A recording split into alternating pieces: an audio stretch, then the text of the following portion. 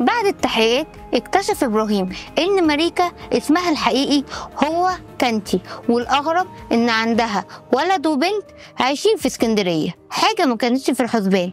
ده غير المشاكل اللي كانت ابتدت تبقى بينهم بسبب تصرفاتها وخلافاتهم مع بعض.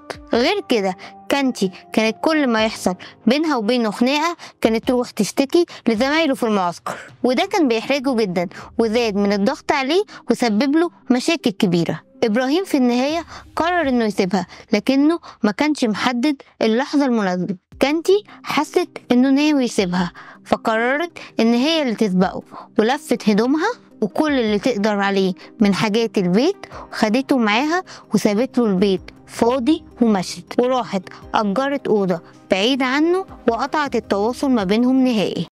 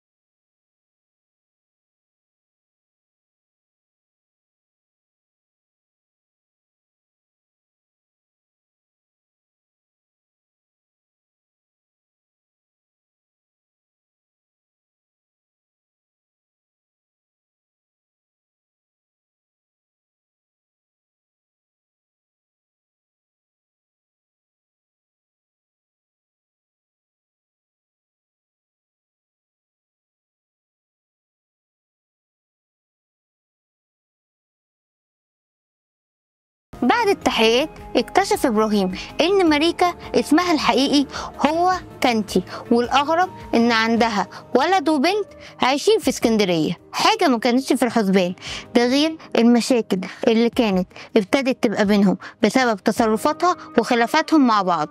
غير كده كانتي كانت كل ما يحصل بينها وبينه خناقة كانت تروح تشتكي لزمايله في المعسكر، وده كان بيحرجه جدا وزاد من الضغط عليه وسبب له مشاكل كبيرة. إبراهيم في النهاية قرر إنه يسيبها، لكنه ما كانش محدد اللحظة المناسبة. كانتي حست إنه ناوي يسيبها، فقررت إن هي اللي تسبقه، ولفت هدومها وكل اللي تقدر عليه من حاجات البيت خدته معاها وسابت له البيت فاضي ومشت، وراحت أجرت أوضة بعيدة عنه وقطعت التواصل ما بينهم نهائي.